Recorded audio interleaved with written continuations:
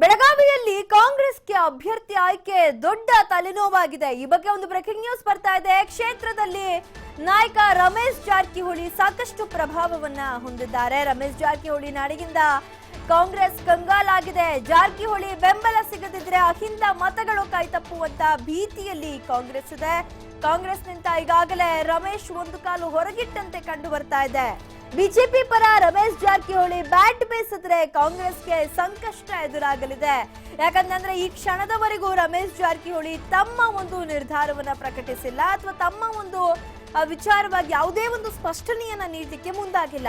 ಪಕ್ಷದ ಪರವಾದಂತ ಸಭೆ ಸಮಾರಂಭಗಳಲ್ಲಿ ಅವರು ಕಾಣಿಸ್ಕೊಳ್ತಾ ಇಲ್ಲ, ಯಾವುದೇ ರೀತಿಯಾಗೂ ಕೂಡ ರಿಯಾಕ್ಟ್ ಮಾಡ್ತಾ ಇಲ್ಲ. ಹಾಗಾಗಿ ಒಂದು ರೀತಿ ತಟಸ್ಥರಾಗಿ ರಮೇಶ್ ಜಾರಕಿಹೊಳಿ ಇರುವಂತದ್ದು ಹಲವು ಪ್ರಶ್ನೆಗಳಿಗೆ ಎಡೆ ಮಾಡಿಕೊಟ್ಟಿದೆ.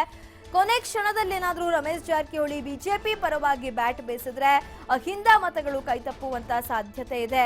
ಸತೀಶ್ ಜಾರಕಿಹೊಳಿ, ರಮೇಶ್ ಜಾರಕಿಹೊಳಿ ಸಾಕಷ್ಟು ಪ್ರಭಾವವನ್ನ ಹೊಂದಿರುವಂತಹ ನಾಯಕ. At the same time Ramesh Jarkiholi ಅವರು ಏನಾದ್ರೂ ತಮ್ಮ ಬೆಂಬಲವನ್ನ ಬಿಜೆಪಿಗೆ ನೀಡಿಬಿಟ್ರೆ, ಬಿಜೆಪಿ ಪರವಾಗಿ ಬ್ಯಾಟ್ ಬೀಸಿಬಿಟ್ರೆ ಖಂಡಿತವಾಗ್ಲೂ ಕಾಂಗ್ರೆಸ್ಗೆ ಅಲ್ಲಿ ಸಂಕಷ್ಟ ಎದುರಾಗುತ್ತೆ.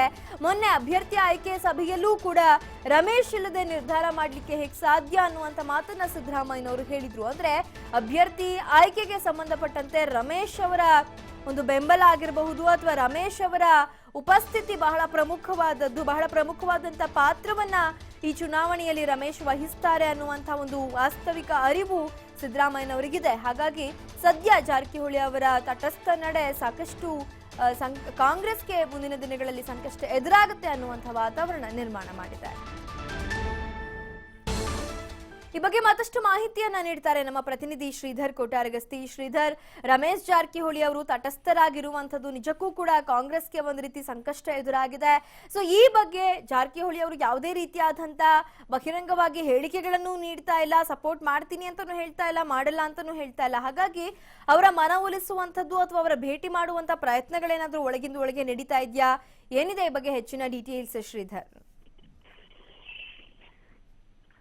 ಏನು ಲೋಕಸಭೆ ಚುನಾವಣೆಗೆ ಫಿಕ್ಸ್ ಆಗಿದೆ. ಆ ಒಂದು ಹಿನ್ನೆಲೆಯಲ್ಲಿ ಬೆಳಗಾವಿ ಮತ್ತು ಚಿಕ್ಕೋಡಿ ಲೋಕಸಭಾದಲ್ಲಿ ರಮೇಶ್ ಜಾರಕಿಹೊಳಿ ಅವರ ಪಾತ್ರ ಬಹಳ ಪ್ರಮುಖವಾಗಿದೆ. ಯಾಕಂದ್ರೆ ಈ ಹಿಂದೆ ಕೂಡ ರಮೇಶ್ ಜಾರಕಿಹೊಳಿ ಜಿಲ್ಲಾ ಮಂತ್ರಿ ಆಗಿದ್ರು. ಜೊತೆಗೆ ಎರಡೂ ಲೋಕಸಭೆಯಲ್ಲಿ ರಮೇಶ್ ಜಾರಕಿಹೊಳಿ ತನ್ನದೇ ಆದಂತ ಒಂದು ಫಾಲೋವರ್ಸ್ ಅನ್ನು ಹೊಂದಿದ್ದಾರೆ. ಅದು ಲಿಂಗಾಯತ ಮತ ಆಗಿರ್ಬೋದು, ಅಹಿಂದ ಮತಗಳಾಗಿರ್ಬೋದು, ಕುರುಬ ಸಮುದಾಯದ ಮತಗಳಾಗಿರ್ಬೋದು ಅಥವಾ ಅಲ್ಪಸಂಖ್ಯಾತ ಮತಗಳಾಗಿರ್ಬೋದು, ಈ ಎಲ್ಲಾ ಪ್ರಮುಖ ನಾಯಕರು ಕೂಡ ರಮೇಶ್ ಜಾರಕಿಹೊಳಿ ಬೆನ್ನಿಗಿದ್ದಾರೆ. ಆ ಒಂದು ಹಿನ್ನೆಲೆಯಲ್ಲಿ ಎರಡೂ ಲೋಕಸಭೆಯಲ್ಲಿ ಈಗಾಗಲೇ ರಮೇಶ್ ಜಾರಕಿಹೊಳಿ ಏನಂದ್ರೆ ಬಂಡಾಯದ ಬಾವುಟ ಹಾಕಿದ ಬಳಿಕ ಕಾಂಗ್ರೆಸ್ ಪಕ್ಷ ಎಲ್ಲಾ ಕಾರ್ಯಚಟುವಟಿಕೆಯಿಂದ ದೂರ ಉಳಿದಿದ್ದಾರೆ. ಅದರಲ್ಲೂ ಪ್ರಮುಖವಾಗಿ ಮೊನ್ನೆ ಅಭ್ಯರ್ಥಿ ಆಯ್ಕೆ ವಿಚಾರವಾಗಿ ಸ್ವತಃ ಸಹೋದರರಾದಂತಹ ಸತೀಶ್ ಜಾರಕಿಹೊಳಿ ಸೇರಿದಂತ ಏನು ಸಭೆ ಇದೆ, ಆ ಸಭೆಯು ಕೂಡ ಗೈರಾಗಿದ್ರು. ಜೊತೆಗೆ ಬೆಂಗಳೂರಿನಲ್ಲಿ ನಡೆದ ಸಭೆಯು ಕೂಡ ರಮೇಶ್ ಜಾರಕಿಹೊಳಿ ಗೈರಾಗಿದ್ರು. ಜೊತೆಗೆ ರಮೇಶ್ ಜಾರಕಿಹೊಳಿ ಅವರಿಗೆ ಏನೊಂದು ಭಿನ್ನಮತ ಇದೆ, ಆ ಒಂದು ಏನೊಂದು ಅಸಮಾಧಾನದ ಪಕ್ಷದ ಬಗ್ಗೆ ಅದು ಇನ್ನೂ ಶಮನವಾಗಿಲ್ಲ. ಹೀಗಾಗಿ ಈ ಬಾರಿಯ ಲೋಕಸಭೆ ಚುನಾವಣೆಯಲ್ಲಿ ರಮೇಶ್ ಜಾರಕಿಹೊಳಿ ಈಗಾಗಲೇ ತಟಸ್ಥವಾಗಿ ಉಳಿತಾರೆ ಅನ್ನುವಂತ ಮಾತುಗಳು ಕಾಂಗ್ರೆಸ್ ಪಾಳಯದಲ್ಲಿ ಕೇಳಿ ಬರ್ತಾ ಇದೆ. ಅಂದ್ರೆ ತಟಸ್ಥವಾಗಿ ಉಳಿದ್ರೆ ಪರೋಕ್ಷವಾಗಿ ರಮೇಶ್ ಜಾರಕಿಹೊಳಿ ಬಿಜೆಪಿಯ ಅಭ್ಯರ್ಥಿಗಳಿಗೆ ಬೆಂಬಲಿಸ್ತಾರೆ ಅನ್ನುವಂತ ಮಾತುಗಳು ಕೂಡ ಬಿಜೆಪಿ ಪಾಳಯದಲ್ಲಿ ಕೇಳಿ ಬರ್ತಾ ಇದೆ.